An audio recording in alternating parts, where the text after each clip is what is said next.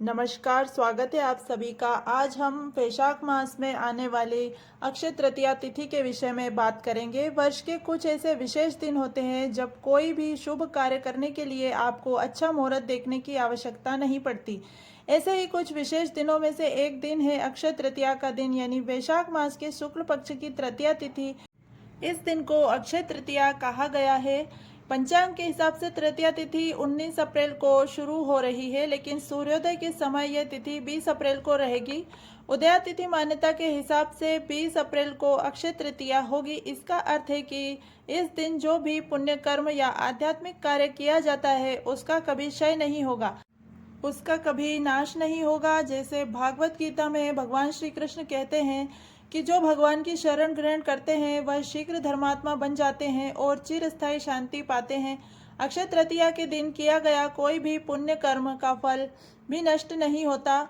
भौतिक संसार का सामान्य नियम तो यही है कि अगर आप कोई पुण्य कर्म करते हैं तो उसका अच्छा फल भोगेंगे, और अगर कोई पाप कर्म करते हैं तो उसका बुरा फल आपको सहना पड़ता है।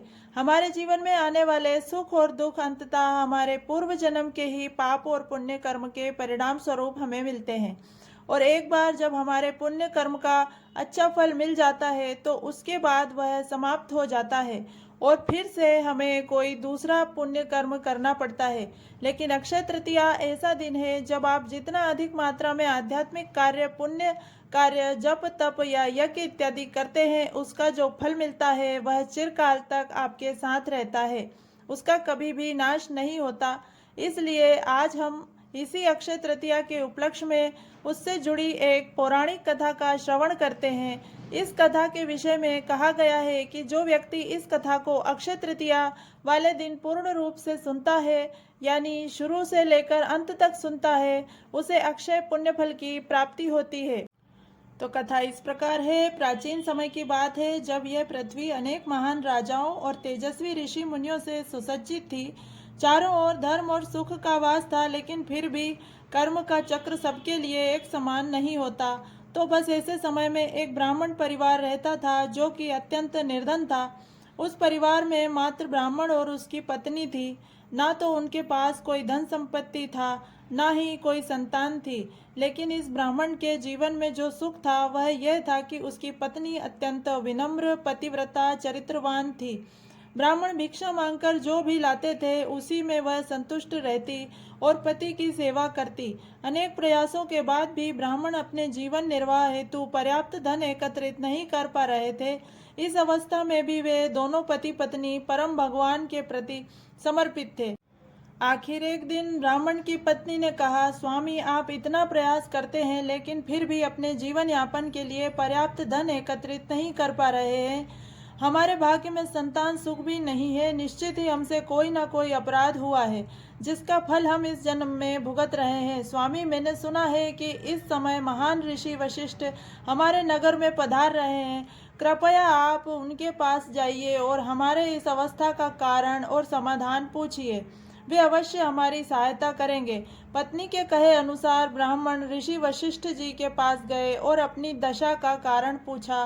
तब मुनि श्री वशिष्ठ बोले, हे ब्राह्मण, आप पिछले जन्म में धन और संतान से संपन्न थे, लेकिन स्वभाव से कृपण थे और अपनी संतान के प्रति लापरवाही के कारण तुम्हें इस जन्म में निर्धनता और संतानहीन होने का श्राप मिला है। किसी कारणवश तुमने वैशाख मास के अंतिम 5 दिन में व्रत का पालन किया था, इसलिए इस जन्म में तुम्हें ब्राह्मण का शरीर और अच्छी पत्नी प्राप्त हुई है। अगर तुम इस जन्म में वैशाख मास में कम से कम 7 दिन तक भगवान श्री कृष्ण की भक्ति द्वारा पालन करोगे तो इस अभिशाप से अवश्य मुक्त हो सकते हो। और वैशाख मास के शुक्ल पक्ष में आने वाली अक्षय तृतीया के दिन परम भगवान श्री कृष्ण की पूजा अर्चना करो।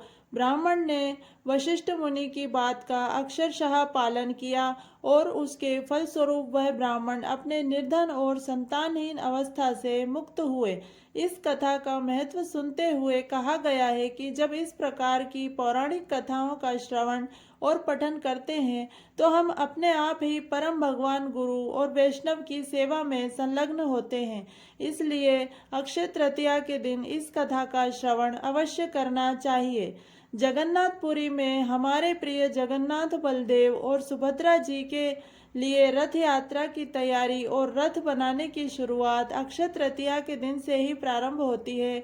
वृंदावन में बांके बिहारी मंदिर में भगवान श्री कृष्ण के चरणों के दर्शन भी वर्ष में सिर्फ एक बार अक्षय तृतीया के दिन ही होते हैं। इस दिन गंगोत्री, यमुनोत्री और बद्रीनाथ के द्वार भी खुले जाते हैं और चार धाम यात्रा प्रारंभ होती है। जैन धर्म के लिए भी ये अक्षय तृतीया का दिन अत्यंत विशेष माना जाता है, क्योंकि जैन धर्म के सर्वप्रथम तीर्थंकर ऋषभ देव ने आज ही के दिन अपने 1 वर्ष के उपवास का पारण किया था, इसलिए वह इस दिन को वर्षी तप के नाम से जानते हैं। अक्षय तृतीया को आखा तीज के नाम से भी जाना जाता है। अक्षय तृतीया एक ऐसा दिन है जिस दिन अधिक से अधिक मात्रा में दान और पुण्य कर्म के साथ साथ व्यक्ति को आध्यात्मिक कार्य भी करने चाहिए, जैसे कि भगवान के पवित्र नाम का जाप करना चाहिए। इसलिए आज के दिन अधिक संख्या में भगवत मंत्र का जाप करें। जय श्री कृष्ण।